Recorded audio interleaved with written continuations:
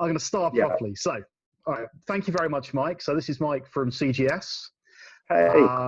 Been subscribed to him for probably about 6 months or so now. Discovered you a bit late, and as we've just been talking before recording this, I actually discovered you through Harley Benton. I was looking something up about Harley Benton, so that's how I came across you a while back. And then you kind of started appearing on other videos that I was looking at, and kind of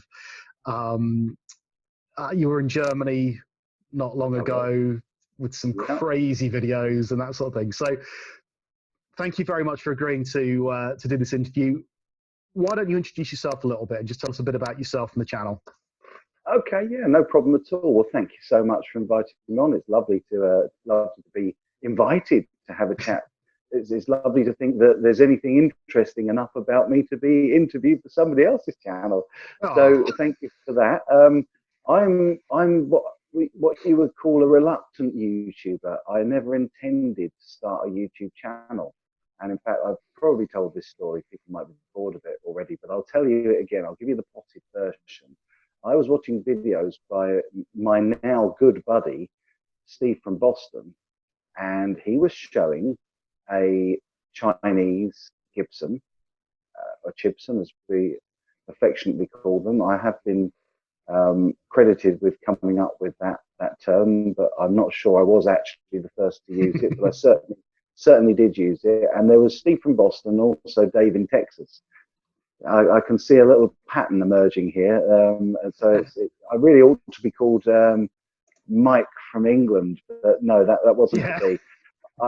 It was back in the days when you could make video responses to other people's videos, and so my intention was to check out these so-called Chinese copies and get hold of one, or at least order something through AliExpress, as it was back then, and I was going to debunk their videos by showing what you really get, like a toy guitar or nothing at all, or a box of fresh air.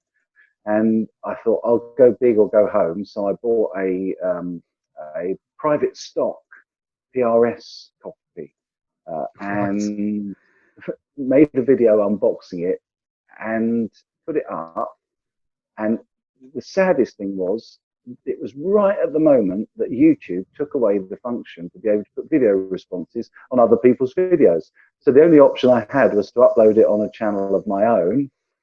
And so I thought, what am I going to call myself? Well, I knew that from before I ordered the guitar. I didn't believe that they were going to send a guitar at all. So I thought, I'm skeptical about it. So we'll go with China Guitar Skeptic. And that's how the name come about. And I spent probably a good 18 months, 2 years, buying 2 or 3 more of the PRS style, 2 more actually. There was the orange one and the purple one, and also managed to work out that you can have your own logo put on them as well. But I was, although I got a guitar, I was always fiercely against the principle of intellectual property theft, because I started up a few companies in my time, and my companies have been copied, shall we say, and so I'm quite an exponent for people hanging on to their intellectual property. And the videos just got really, really popular. So I would call myself, other than the YouTuber, I'm an accidental rather than reluctant, because I do actually love doing it, and that's what's kept me going with it. I've enjoyed making videos on all manner of things. Love the opportunities to go and get involved in the things in Germany. Really, really honoured to be invited to those things. But in terms of being a YouTuber, I'm a terrible, terrible YouTuber. Quite the opposite to Shane from In the Blues. There's no planning, no prep, and no real targeting in what I do. I just make videos that I like, and the people that, my regulars, I would call them, because I do have a really, really supportive bunch of regular followers and subscribers that watch everything I do. They join me on the live streams. They're so supportive. So I make stuff for me and for them, and other people, you know, come and go and like it and stay and don't like it and go, which is all good with me. No strategy to build an empire. You know, I'd love it one day if I could get the little silver plaque for reaching 100,000. But I don't have aspirations like my buddy Rick Gatto of hitting the million and striding on to 2, 3, and 4, and you know, Davey 504 type territory. No, I'm very, very happy with my lot, making my little videos that a few people watch, and just having fun with it. Really, it's addictive, isn't it? You know, it's addictive. Yeah. It is, and it's dangerous in that respect, because you do find yourself kind of, I'll do something and I suddenly think, oh, I can make a video out of that. Like, I just literally just got a box from a friend of mine with some pedals he repaired for me. I'm like, I could do this on camera. No, just open the box. and you're probably a bit like me. I don't know what your setup's like, but I'm fairly simple. I've got my phone, I've got a light, and my spare room. So it takes me 10 minutes to set up. And I know, like someone like Shane, as you mentioned me there, you know, it takes him hours to get going. He's got so much kit to get set up. Yeah. Well, I spent the first, certainly until I went to GitCon. In fact, even GitCon 2018, I was still using this phone and this very camera that I'm talking to you through now. And I still use it from time to time. And at the end of the day, I always think, yes, it's lovely. I mean, I've put the studio set together, and I have got the lights either side, and I've got a fill light, and you know, a backlight, which is this thing here, just because it looks fun. And really, I only did that once I built the studio. And in fact, I think it was only about a year and a half, 2 years ago. It was at Christmas time, 2018 into 2019, end of that year, when I came back from GitCon, that I decided I need to build a set. I need to have a space that becomes the space that people get used to seeing me in. So I have kind of gone down that route, and you know, I've got 2 GH5s now, rather than working with just one S7 and one Galaxy S4. And I've got a little B cam, a little Canon M50, because it's absolutely lightweight, mirrorless, and it's really nifty little thing, and I love using it. But I think fundamentally the thing is, it doesn't matter what's behind the camera, it's what's in front of the camera that's important. And I think being excited, enjoying the content that you're making, and enjoying the video work that you're doing is the most important thing. And to be fair, if I didn't enjoy it, I just wouldn't do it, because you know, there's no money in it, let's be fair, until you get up to the sort of realms of Rick and Adam. You know, they're, once they hit the million, that kind of makes it a bit more of a career. But there's not a great deal of money in at 36,000 subs, that's for sure. Or 1,700 in my case.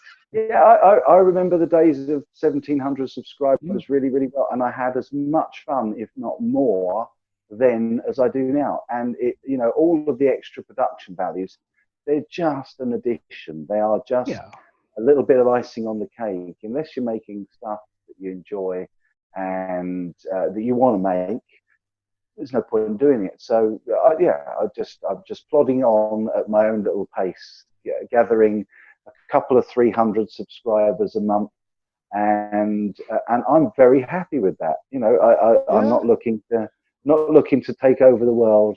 Just little old me making videos for like-minded people that want to watch them and share the experience, and that's great. And it's such a privilege, it really is. And I know again, I know 1,700 probably feels like a little channel, but it's not. And when you actually reflect on the fact that 1,700 people have clicked the button to say, yeah, I'm quite interested in what this guy's got to say, and I'm honoured every single time somebody clicks that button and subs. It's like I'm over the moon.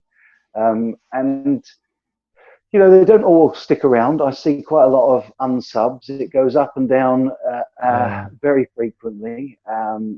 Thankfully, the trajectory is still going up overall, the average. But yeah, I probably gain 450 and lose 100 a month. So, you know, and I guess that's the same all the way through, no matter how big a channel I get. But I still love doing it, and I think that's the key thing. That's the main thing. Yeah, no, I like that. Okay, let's have a question. So the next question is, and you've alluded to this already, this isn't your full-time job, is it? You actually have a real job as well. No, I do have a real job. I don't at the moment, like everybody else. I'm furloughed from both of my. I used to have a full-time day job, and I was in training, environment, and safety work, and in the construction industry, and so that kind of, well, it was initially a family business that we sold, and then I went on to work for a company that bought the family business, and stayed on because, again, it was something that I really, really enjoyed doing. But I have to say that the reason that I had to stop doing that was because, in a way, YouTube became very, very demanding on my time.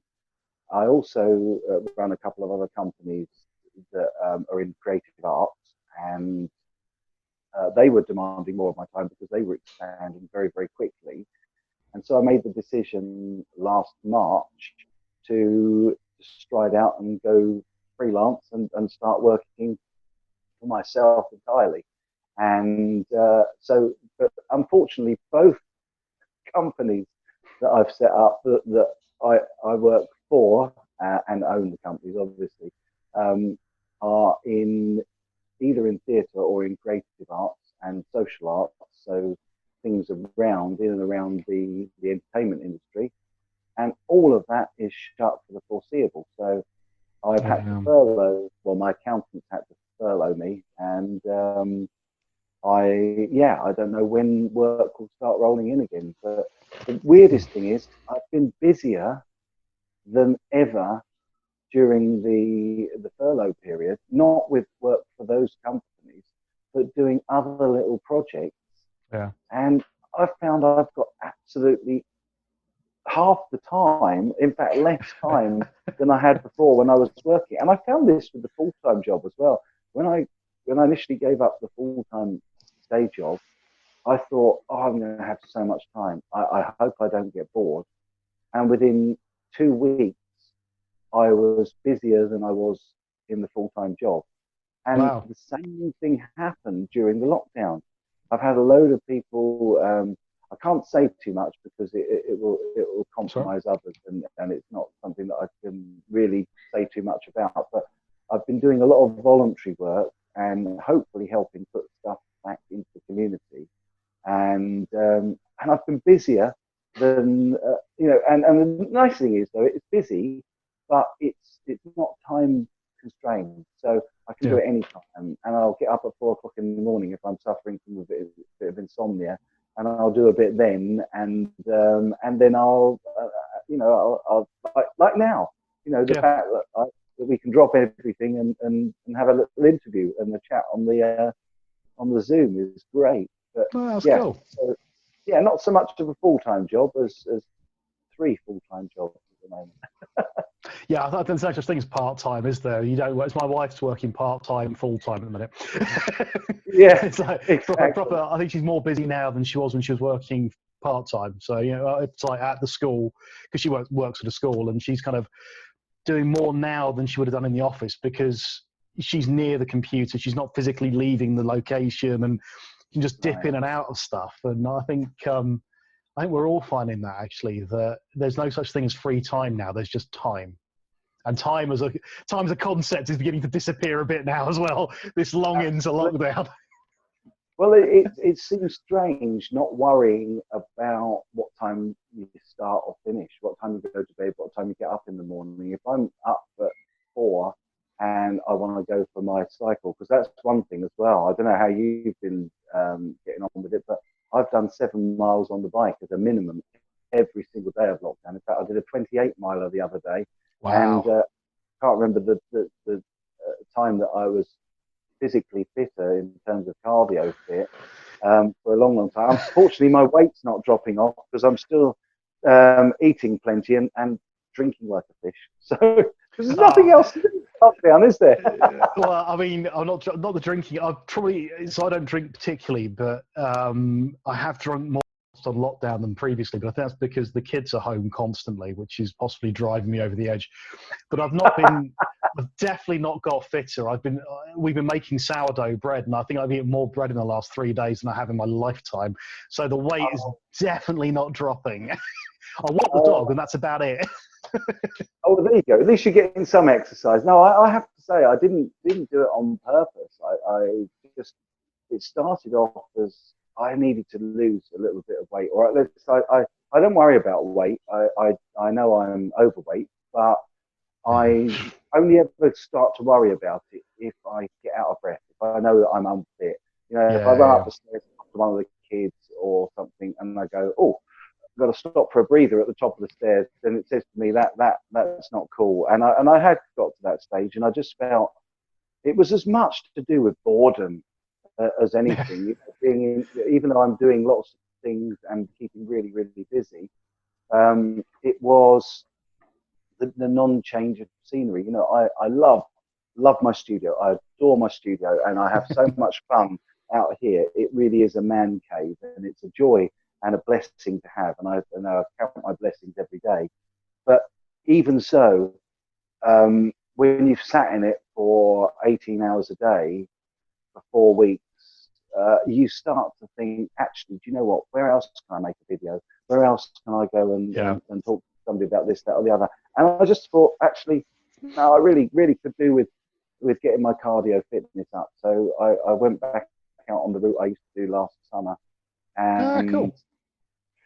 yeah, I've done, touch wood, other than one day when I just couldn't physically do it, because I came back one day. My wife's been running a regular 5K that she's now up to a 10K, almost on a daily basis.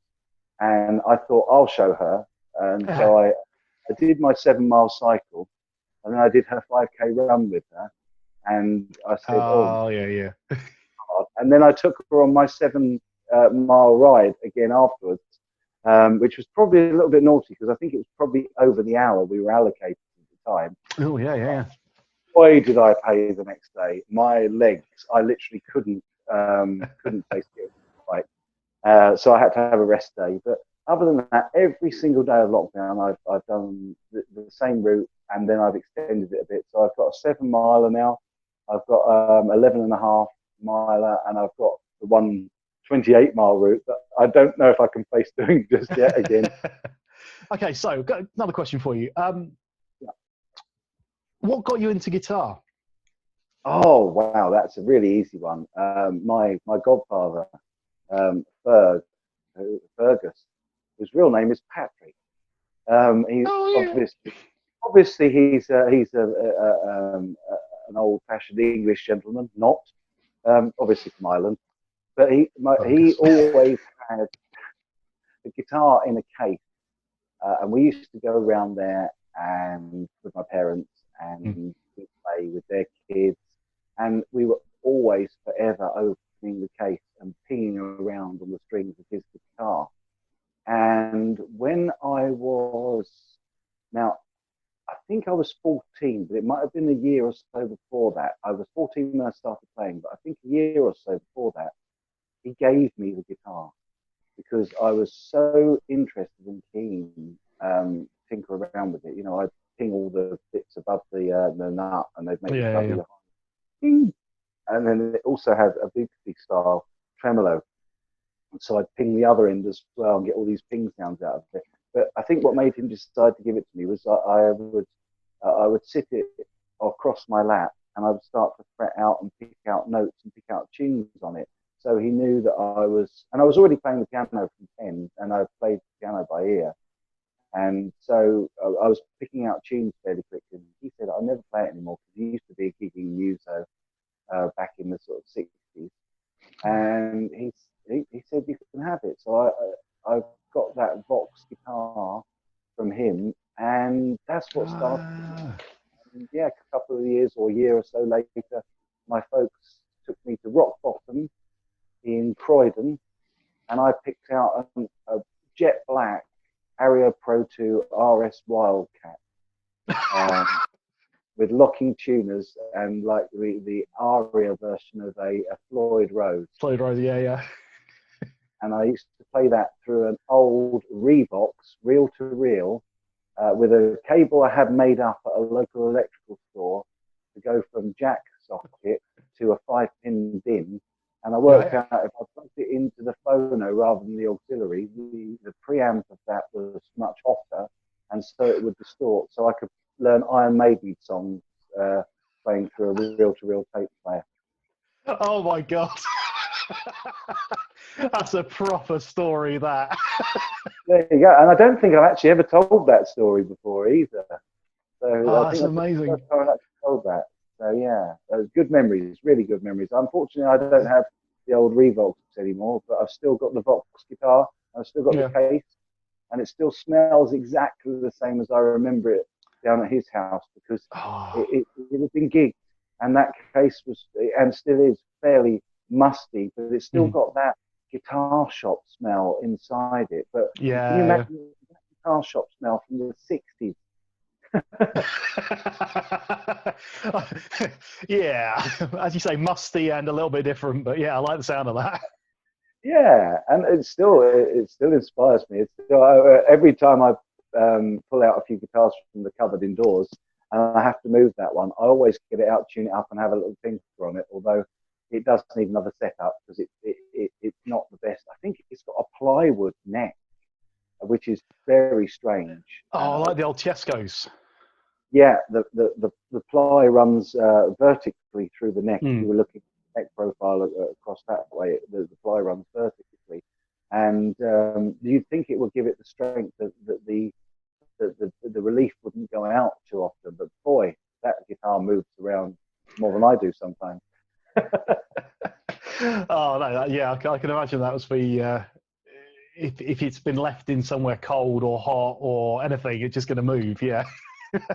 Yeah, no, actually, I'm pretty good. It's in a cupboard, which is next to the airing cupboard, and has also got an external wall with a window in it. And so the humidity and the temperature are absolutely great. And also, I stand all my cases up on end rather than laying them down, because that can have an effect over a long period of time on a neck. If it's sitting on a neck rest, and it changes temperature, it can cause the neck to warp a little bit. So yeah, they're all stood up, and I still get them all out and noodle about with them. I really ought to have a bit of a change in my rack to change things up a bit and get rid of some of the guitars that have been out here for too long, and change them up to some of the others.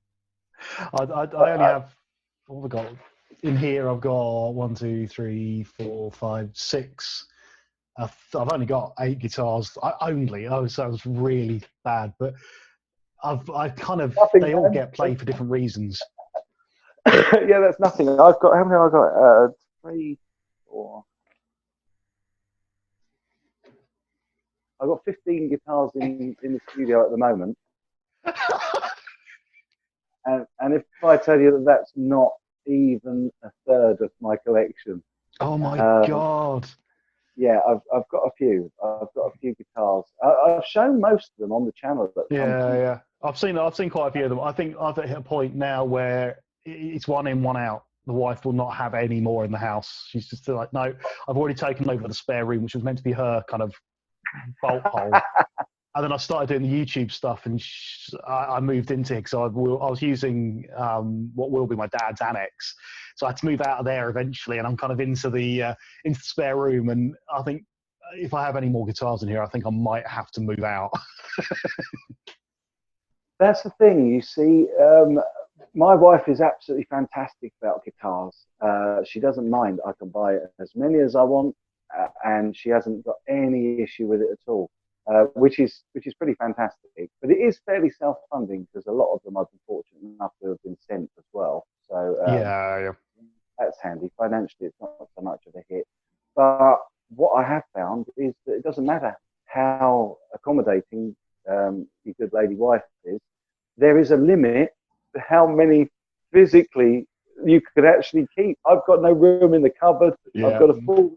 I'm going to have to start putting hangers on the wall if I get any more, and I'll end up like Scott Grove, which will be, you know, I'll end up with this tiny little bit of space for me to record videos, and all these guitars hung around. Three racks hanging out. Yeah.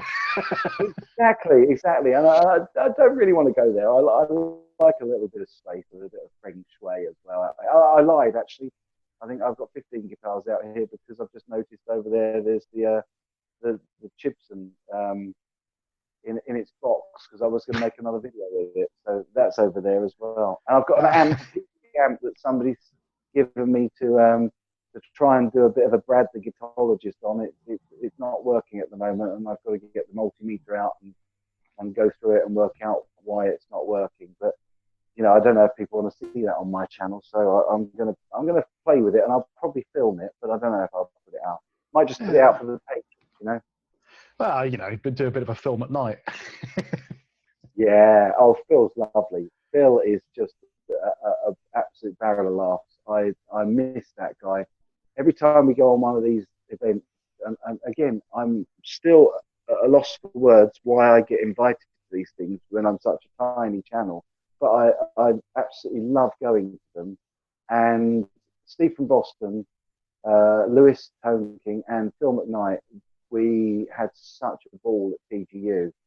And it's great to see Phil again at 42 Gear Street. And and we had the bells incident, which has gone down in the annals of Film at Night channel, which is we were doing a video together. I think we were talking about a couple of Ortega guitars, and in Germany they have the church bells pretty much ring every hour and every quarter hour. Right. And every time we went to record this video, the bells were just over the top of what we were saying, just momentarily. And then we got sort of, I suppose, 5 or 10 minutes through this little segment that we were doing. And this peal of bells, it was like, we didn't know what that was about. It must have been 12 o'clock midday, because these bells started in one church and they went on and on and on. And we started to giggle because it was in the distance and we could, you know, you could still hear it on the recording. Yeah. And then they stopped, and it's like no sooner had they stopped than the church the other side of us went off hell for leather, really loud, and just didn't stop. They just went on for like a minute, and we were both sat there going, and we just cracked up. It was hilarious. But he's like that. But he's a fountain of all knowledge. You know. Yeah, I can imagine. Right, that his channel's called Know Your Gear, because I don't think I know anybody that knows their gear better than Phil, and he's certainly my go-to guy if there's anything that I don't know or I want to know about guitars. He's brilliant, absolutely brilliant, and a hilarious guy as well. Yeah, good stuff. They all are. I have to say. Yeah. Henning looks like he's a laugh. Henning is lovely, and Henning is a laugh, and he's crazy, absolutely crazy, but never underestimate that behind his craziness there is one of the most astute and smart, wise, clever guys. He really is. He's very, very knowledgeable about not only the industry but also about business in general, and not at all mercenary. You know, you'd think it was all about money. It's not. He just has a passion for gear, for guitars, and for the industry and for the community, and genuinely loves making videos. And that's why I think he gets so excited and so silly in his videos. But he's actually such a clever guy. Technical stuff he knows is, I mean, I think, you know, you were saying to me off camera before we started that Shane was telling you all about the technical stuff for YouTube and all the gear, and he's got the geeky, nerdy tech guy stuff that I'm subscribed to as well, and I love watching his stuff on that. But Henning is just a whole different league. I mean, what Henning doesn't know about video cameras, switches, live mixing, everything technical, recording studio, sound engineering. You could write what he doesn't know on the back of a postage stamp and still have space for the Queen's face. Yeah. That's Although interesting to know. not sure what she's doing on the back of a postage stamp, mind you. In these crazy days, who knows? But yeah, I get asked all the time what those guys are like, because obviously I've been incredibly fortunate to be in the position of calling them all friends, and I've met so many, you know, everybody from Rick Beato, 2 million subscribers, to like Vlad from Cat Pick and Harry and the guitar with, you know, around 1,000. So similar sort of to you. And I always get asked, what are they like? What are they like? What are they really like? You know, in real life, what are they really like? And one of the things I found, and it's fascinating, is that pretty much everybody that you see on camera on YouTube is just like that in person. And I think that's what makes a good channel. I think that if people are themselves, I think that a lot of people watching YouTube videos relate to that. They kind of go, oh, actually, that seems really genuine. That guy seems like he really means that. And so, yeah, that they are all, and even off camera, although I never swear on my channel, but I swear like a trooper off camera. And quite a few of them, and they let their hair down. We have a good time, you know. We have a few beers and we have a few laughs. And we play a few pranks, and it's all good fun. And it's very, very social. But they are all. I haven't met anybody in the YouTube guitar community that hasn't been an absolute sweetheart. And in fact, I know he got a lot of stick recently, and I probably haven't stuck up for him as much as I should have done. But I met Rob Chapman as well at TGU, and we stayed up having a few beers until about 2 in the morning. And he is just one of the sweetest, kindest-hearted guys that I've ever met. Really, really zen, really centered, really chilled. Not at all, you know, you would, not even Rick. You know, Rick Beato's a big, brash American, you know, spent his formative years in New York, and, you know, they speak their mind. But even he, there's no ego involved. He's just a really nice, down-to-earth guy. And so, yeah, I get asked that all the time. And they are all just really, really nice people. I don't honestly, hand on heart, have not met anybody in the YouTube guitar community that I haven't liked and got on with. So, yeah. So that's cool. So that's interesting as well, because I was talking to this with Andy. I don't know if I can't remember if I put it into the interview or not, but you do kind of make up almost, if you're like that on camera, can you really be like that in real life? Can they be that full of energy? And we all put a bit of a kind of front on the camera, but if you aren't who you are really, then no one's going to watch it, because it's just this fake. Just watch TV if you want to see fake stuff. If you're doing YouTube, the whole point is it's you and a camera.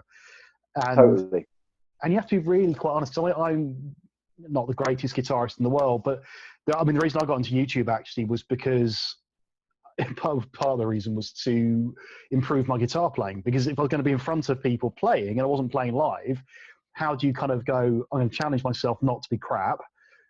And putting yourself on camera was kind of a way of doing that almost. And kind of, I need to be able to play, because otherwise you're just going to look an idiot. And kind of just challenge myself and force myself. So again, there's no kind of front to that. It's just that's how I wanted to try and do it. So when you say that all these guys are exactly kind of how you would want them to be, that's great. And for the guys I've interviewed so far, I've found that as well. There's no, what you see is pretty much what you get. It's good. Sure. I like that. It's not every community's like that. I'm glad I'm not the only one whose still main focus is not sucking too bad at guitar on camera.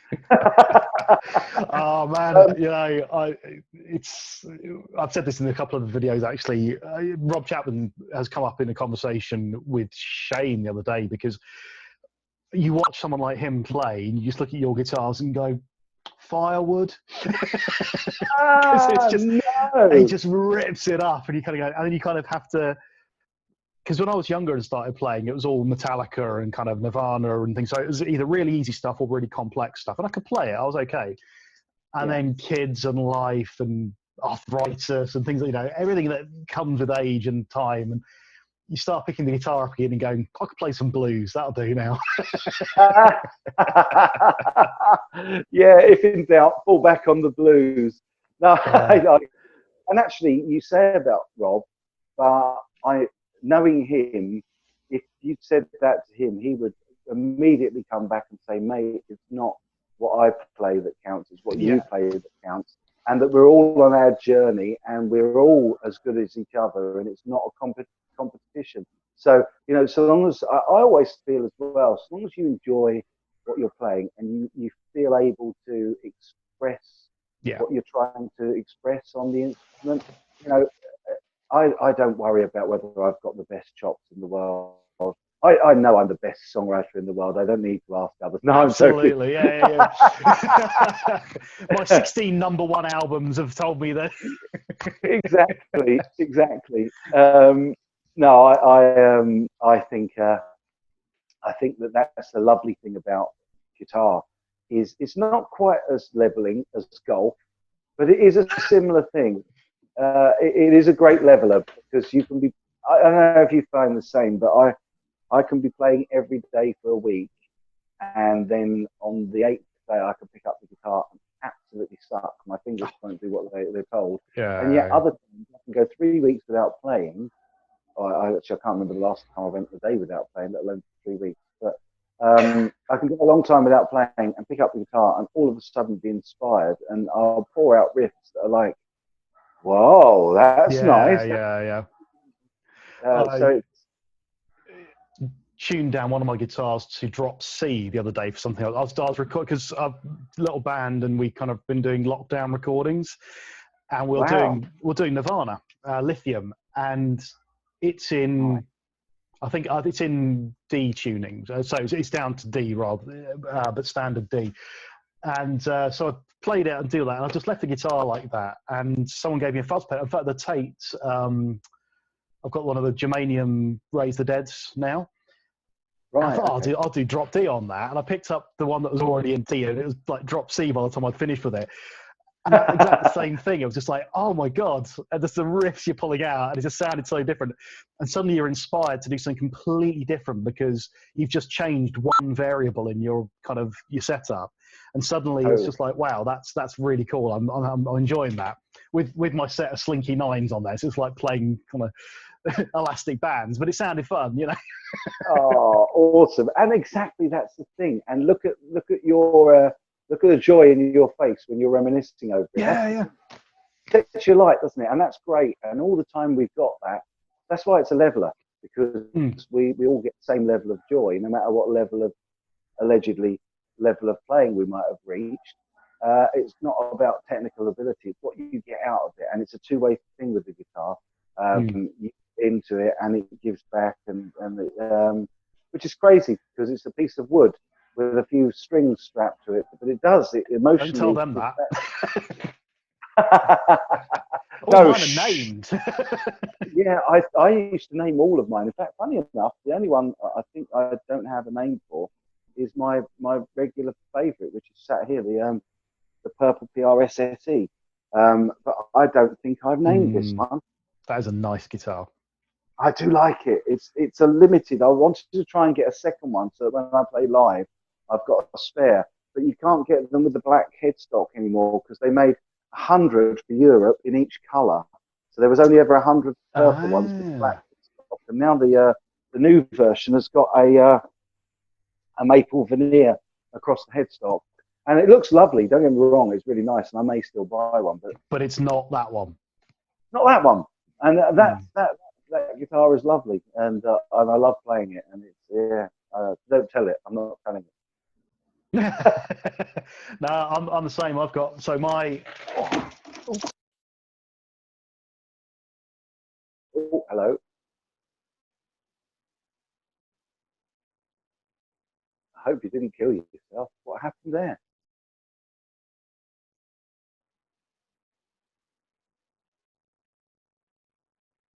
Oh my goodness. Hello? Are you okay?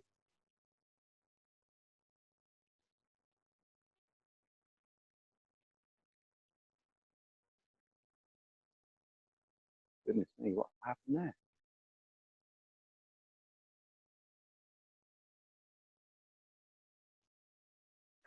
I think I know what happened there.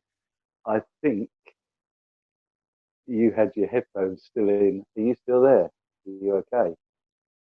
You just pull all of your computer down on top of you. Oh man. What happened there? Exactly what you think happened. Did you have your headphones in and pull the whole computer down on top of you? I pulled pretty much everything in my room down on me. That was brilliant. Oh man, man. Are you okay?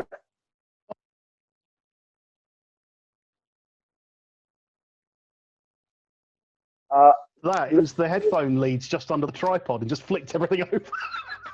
ah, I won't try that again. No, I oh was going to God. just reach out for a guitar that a friend of mine made and show you that, but I think I'll. Yeah, I think we've learned a lesson here, haven't we? Too many leads, Christ, wireless. That's why wireless exists. So I'll just move that camera back down a bit. There we go. I'm loving this experience of going back to just the phone and a pair of headphones. You know, it's gorilla, and I Simplify love it. life a bit. Yeah, do you know? This is all I took to get Con.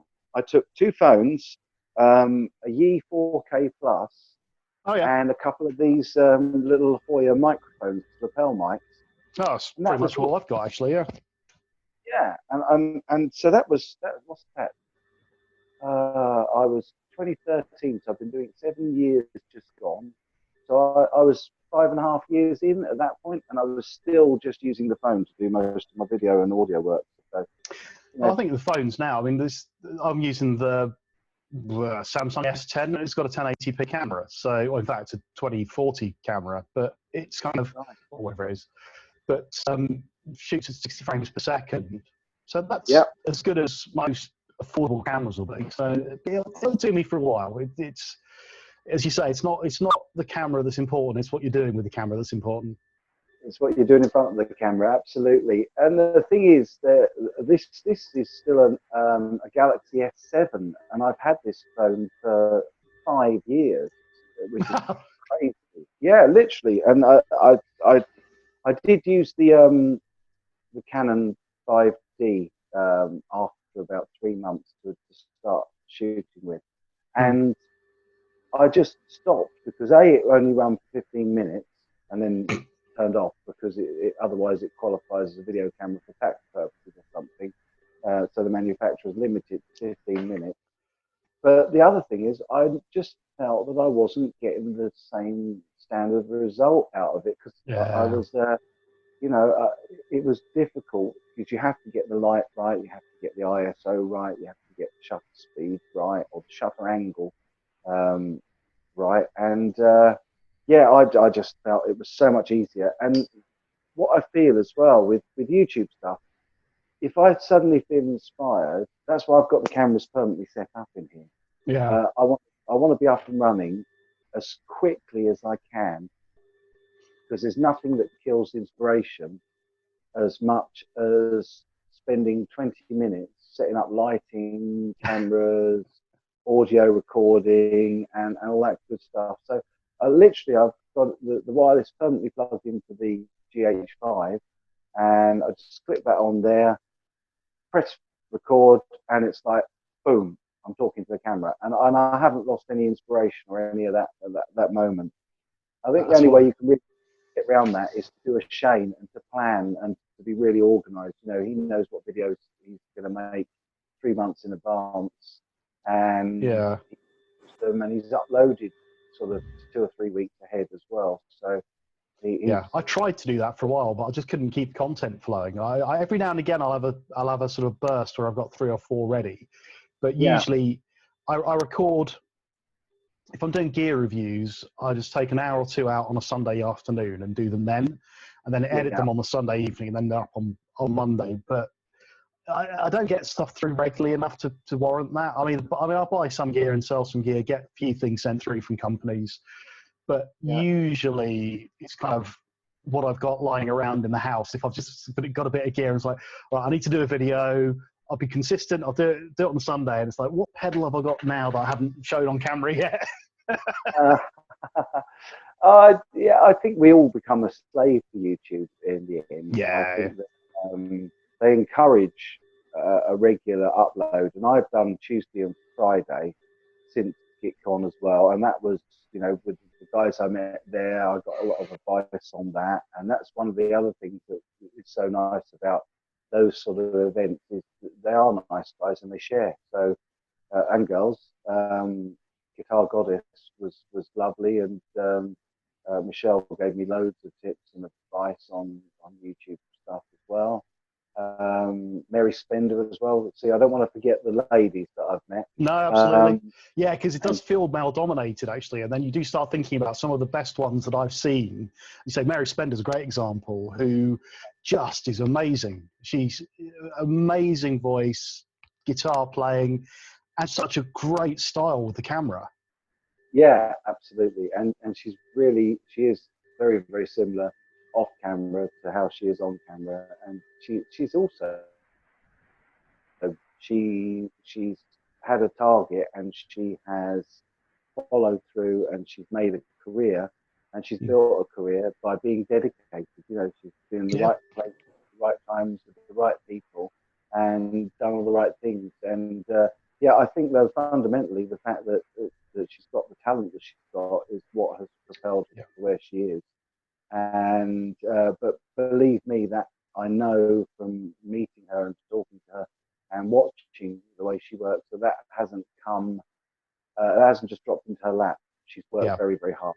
She's definitely worked it, and all due respect to that as well. So, yeah, That's good. it is very much a sausage fest, the guitar community on YouTube. When you look at your stats and you see that sort of like 99.9999% of your viewers are men, of like between 30 and 50. Oh, I was so pleased the other week. I got a 5% female following. How about that? Nice. A whole 5%. Thing is, I think I know all of them. They come on the live streams, and they're the ones that talk to me. So, yeah, but it's great. It is great. That's good. It doesn't worry me that it's a sausage fest, and the fact that it's. I think my demographic is very much USA and older guys. You know, my age and older. And I'm similar, actually. I think, yeah. Yeah, and that's cool because we share a passion, and also I learn a lot from them as well. Especially, I've learned recently to really trust my patrons, because the guys that and funny enough, I was talked into using Patreon for this reason, because I always felt that it was almost tantamount to begging to sort of set up a Patreon and ask for money or advertise videos. And it was Phil McKnight again said to me, no, what you've got to remember is that these guys, when you go on a live show and people do a super chat, it's a tip. It's like being a busker out on the street and somebody's thrown a few coins into your open guitar case. He said, but when you go to Patreon, these people are people that are serious followers, and they will be the people that have got first and foremost your best interest at heart. So they're a great bunch of people to listen to and be driven by, because their motivation towards channel success is the same, if not in some cases even better than your own. So, and I've really found that it's been great, and I'm so glad I've done it. And literally last week, I don't know if you saw the video, but I had to call a shop out for selling fake Gibsons when they were. Yes, I did see that. Yeah. Now, I was initially going to put that video out as it was in its first incarnation, and I'd uploaded it, and it was scheduled, and about 20 minutes before it was due to air, thankfully it wasn't a premiere, but about 20 minutes before, I've been umming and ahhing about it all day, and I pulled it the last minute. I made it unlisted, and I thought, no, before I put this out, I'm just going to ask my patrons to watch it and to give me their thoughts on the way I'd approached it, because I just felt that although I was really cross with the shop, because it seemed to me that they'd done it entirely and utterly on purpose and knew exactly what they were doing. I just thought, you know, if I'm going to do a proper sort of journalistic piece, an investigative journalist piece, I really ought to put the other side of the argument. But I just wanted that confirmed, and my patrons are brilliant, because they watched it and they gave me exactly what I was feeling inside. They said, no, you should probably tell them you're going to do it and ask them for a comment. And so I rang the guy, and it made for a much more rounded, fairer video, and I was happier with it. And actually, in a way, I think it probably had a better effect on the store as well, in terms of their action on doing something about it. Whereas if my video had just popped up with no no right of reply, they might have just said, oh, he's only got 35,000 subs, 36,000 subs. The chances that he'll probably only have 3,000 or 4,000 views on it, we'll just ignore it. It won't have any effect. But because I'd spoken to them, they did a lot about it. So really good. Really enjoyed that. Felt like a positive thing. And I think that's good to use it for that. Yeah, I've always, well, the channel started, as I say, it's an accidental channel, as a community service type of thing. I wanted to stop people getting ripped off with junk from China. I also wanted to sort of put a stake in the ground for the other side of the argument, because everybody was showing them and buying them and saying how fantastic they were, and totally disregarding the trademark issues. And so I've always tried to do that. My channel's always come from the perspective of other guitarists like myself, because I'd like there to have been, you know, somebody out there warning about these earlier. Then lots of other people wouldn't have had all the issues and problems with returns and being ripped off with broken necks and goodness knows what else. So it's good to still have that community service style of video to do once in a while. But yeah, I'm enjoying the reviews as well, and I love interviews as well. I love interviewing people. So and I like doing these as well. I've done a couple of podcasts and the like. Yeah, it's just different, isn't it? It's nice to have a chat with somebody who's got a similar interest sometimes, and kind of, especially at the moment where we can't get out and do things. I think kind of part of why I wanted to do this is because there's so many of you guys out there that I kind of aspire to certain aspects of all the different people I'm speaking to. And it's just nice to be able to talk to you guys. And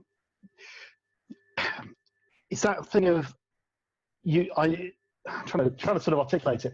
Sometimes you need to speak to people who are doing better than you to understand a little bit about the fact that they're not doing better than you because they're better than you. They're doing better than you because they have different angles, or they've been doing it for longer, or there's a specific sort of niche that they're in, but they all have the same insecurities, the same issues, the same problems, but just have done it for longer or had a slightly different approach to things. I think sometimes you can kind of, especially if you're starting out on YouTube, it is intimidating. You know, you've got these goals you have to hit before you can do certain things set by YouTube. And getting that first 1,000 people, if you're doing it properly, it is difficult. It's a real milestone to hit. And the desire to take shortcuts, because YouTube's a bit harder, but you do watch these videos and you think to yourself, these guys saying, oh, I've got 1,000 followers in a day. And you look at it and think, but none of them care about you or anything you're saying or doing. And I think that's why I really enjoy it, because even the small channels, the sense of community where you kind of have a chat with somebody, you do a premiere in only 2 people come on, but those 2 people are interested enough to come and see you and say hello. I think that's the kind of thing you forget, that they've come to see what you want to say and they have an interest in what you're doing. And that's really, when you get over that following the numbers and just start remembering this is fun. People are interested in what I've got to say. People think that maybe what I've got to say will help them in some way. You know, if I've managed to influence people to buy a slightly better Harley Benton after watching a video, then great. Rather than sort of doing the usual thing of buying the cheapest one and going, oh, this is rubbish. No, spend £50 more and get the next one up, and you'll find actually it's pretty good. Yeah, I think that's the key thing. I think you've got to enjoy it, number one, and I think you've got exactly the right attitude towards it, and in fact, far better attitude towards YouTube as the progression than I ever had. You know, I was, as I say, I'm an accidental channel, and I think I hit a niche and hit a stride in that niche for a period of time, and my subscriptions went up very quickly. But I think the reason that maybe I've had longevity and I'm still growing is because I love what I'm doing, and as you say, you build a community, and that's the best part about this, and that's where you've absolutely hit the nail on the head as far as I'm concerned. Everything in life is about the people that you're involved with. You know, they always say it's not what you know, it's who you know. and people are the most vital part of a YouTube community. And we are building little communities. I've made more friends in the last 6-7 years on YouTube that I've met in person than probably I met or made in the 20 years preceding that, because we all have, you know, real good friends, and we tend to have a small group of people we see really often, and then we have a wider group of acquaintances. And I've doubled my my close friends in that period, and that's one of the best parts of being a YouTuber. And I think with the approach you're taking, you'll get involved in that and find that in no time at all. So I look forward to that. That'll be great. Oh, we good. I look forward to speaking to some of you guys face to face at some point in the near future. I almost managed it with the last couple of guitar shows, and I just didn't end up going to the Birmingham one. Was the one that everyone was going to. I did the London one, helping a friend out. The guitar I was trying to get to before I pulled the whole camera set down. I was helping him on his stand at the London Guitar Show in Epsom a couple of months back. Right, yeah. And we were going to go and do the Birmingham one, and for various reasons, neither one of us was able to do it. And of course, everyone turned up to that one. So I was gutted. Yeah, I have to say, I was chilled out and met up with Andy Ferris right at the start of that again, and tried to help him sort out his display screen. Got to see Phil X again. So yeah, you missed a good one there, man. I know. Not doing that again. Not making that mistake twice. Although some of the friends, because there's like a little community that I'm part of on Instagram with pedal builders like Tate Effects and Hello Sailor and a few other people. And some of them went there, and they tried to do it in the day. They went up, coming down. So we're in kind of Surrey, my group's Surrey area. I think Hello Sailor's a bit further towards Birmingham, a bit about halfway. Some of them are going, oh, we'll walk up and down in a day from Surrey. Like, no, I'm not doing that. I'm definitely not doing. That's too much. Guess what? Guess what idiot did that? Yeah. And I still got back in time to do the live show in the evening, which was oh, nice. You must have been absolutely knackered. I was. I left at 6. No, sorry, I left at 5 o'clock in the morning. And I was up there by 9, and it didn't open till 10, so I sat in the car for an hour. And then I was there pretty much until the last knockings. I think we were being kicked out. Yeah, about 5 o'clock. And I tore back down the motorway because I'm nearer Brighton than and yeah, I made it back with plenty of time. I was back by about 8 o'clock. And oh damn it! I should have done it. Live show at 9:30. So next year, this year. Yeah, well, if we're ever allowed out of the house again. I'm sure we will be. I think that things will slowly come back to normal. I don't know. I think unfortunately the British Boutique Guitar Festival is going to need to be postponed, because I'm not sure there's going to be time to put everything in place that we need to put in place, even if measures have been relaxed a little bit, which they're talking about in July. But one of the companies that I also work for part-time is the local theatre, and I'm only a casual, although I've been furloughed. I've earned more money on furlough from them than I had in shifts, because I didn't do very many duty manager shifts. And they've not said anything about opening at all. So that's going to be tricky. And but it's a shame, but we will make it happen, because Lewis and I are absolutely committed to making that happen. Because again, as a community thing, it's really, really good for the UK builders. It's really good for the UK guitar community. It's sad, because I know there were a lot of people that were going to fly over from the States to join us for that. Don't know if they'll be in a position to do that even in a new date when it's postponed. So just going to have to keep my fingers crossed on that. But we will make it work. We're absolutely 100% committed to having that. Well, I hope so, because that'd be really good. That'd be a good one to go. And it'd be a great one to meet up at as well. Definitely. In person. So I really hope that we get to do that. Well, so I know plenty of people who would be interested in doing that. So the guitar builders and pedal builders and all sorts of things. So, as you probably do, there's so many of these little guys who are just building cool things. That's what the show was all about. And actually, I think we're up to about 20, 22, 23 companies, all small boutique brand companies that are British companies. And they miss out a lot on these bigger shows, where they're often stuffed upstairs or out in a different booth somewhere in a different hall, and then all you get no footfall at all.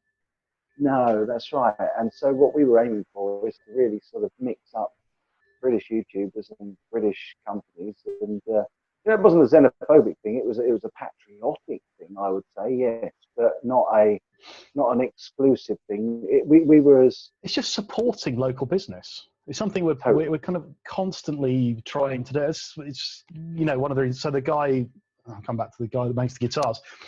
He's just down the road from me, and I didn't know. And I've been playing guitar around this area for donkey's years, and I just happened across him on Instagram. And he's like, "You're doing really cool stuff." Found out he doesn't play guitar. He makes guitars, doesn't play them. So I've been testing his guitars for him before they get shipped out. So just little things like that, where just a couple of guys get together, test some stuff out. He makes a bit of money off the back of that. Almost made it his full-time business. Probably glad he didn't right now, because it's like just on the cusp of doing it, and then didn't for various reasons. And I'm probably secretly he's quite glad about that right this moment in time. But and it's just, there's so many of them out there just doing little things. I've got half the pedals around my room at the moment are by a guy who just tinkers around in his garage and just makes cool pedals and just makes decent versions of stuff. That's the way to do it, and absolutely. I think that's really to be encouraged, and I think it's really nice to be in a position where we can help and encourage. That's with any hour comes responsibility, and if we use it wisely, we can use it for good. And definitely, that's where I get the most gratification out of YouTube, is doing stuff that helps other people. Like you say, exposing them to value branded guitars like the Harley Bentons, like the Clarys, and being honest about the issues with these things, and helping people to make decisions, because it's quite a purchase. It's not like buying a car or a really expensive TV, and it's certainly not like buying a house, but people do spend several hundred quid on a guitar, and if I can make that experience easier for them, that's a great thing to be able to do, and it feels good. Do you know what? I think that is the perfect sentence to end that on, actually, because that is everything about what's good about doing this kind of stuff, is getting people just the help they need to make the right decisions. I think that's the power of this. And why I love doing what we're doing is because if you can just help somebody make a slightly more informed decision about their next purchase, then money doesn't grow on trees and they're not wasting it. That's a really nice sentiment. I absolutely love that. Well, that's certainly what I was getting from you anyway. That's the way I think that you're working, and I think that you'll make a big success of it. You're already doing really, really well, and I think you're a great addition to the community. When I get a chance to watch your videos, I always enjoy them. They're engaging, their production values are good, and carry on the way you're going. And I really think that you're far more focused than I ever was. That's for absolute certain. In the time that I can be, I try to be. But yeah, I mean, I really appreciate that. That's very nice to hear. Thank you. No, it's only honesty. That costs nothing. True. And there's nothing worse than dishonesty just because you can be dishonest as well. I mean, there's far too many, what's the phrase, people blowing smoke up each other's watsits, Sometimes you do get a lot of that, I've noticed, but not in this community so much. There are communities where that's quite rampant. Yeah, we're very lucky. The guitar community that we've got is very friendly, very supportive, and very genuine. And I think that's what's kept me involved in it as long as I have been, and with the fact that the subs are that way as well. I don't call them subs very often, but because I see them as friends, and that's what drives me to keep going. And if that wasn't genuine, I just don't think. I mean, you'll know, you've been doing it long enough now. You couldn't keep it up if you didn't believe in it, and if you didn't enjoy it, and you didn't think it was worthwhile for the people watching it. And that's a gift. It's a gift, man. So enjoy it, and welcome to the club. Thank you, man. Well, look, right, it's been really, really cool to chat to you. I've only asked you half the questions I wanted to ask you, but you've just such an interesting conversation. It's not worth asking questions. It's just been great. Well, and I've enjoyed every minute of it as well, and I really appreciate being asked on. And if you want to ask me back at some stage to ask the rest of the questions, I'm your man. I'm there because I've really enjoyed it. It's a pleasure talking to you, mate. Definitely will. Thank you. And to anyone watching, if you are watching this, if you haven't subscribed, I'll put the link to the channel down below. Thank you very much again. And yeah, I shall give you back the rest of your afternoon or evening as we are now. And I'll put my phone on charge. Cheers, man. Okay, thanks a lot. That was really cool.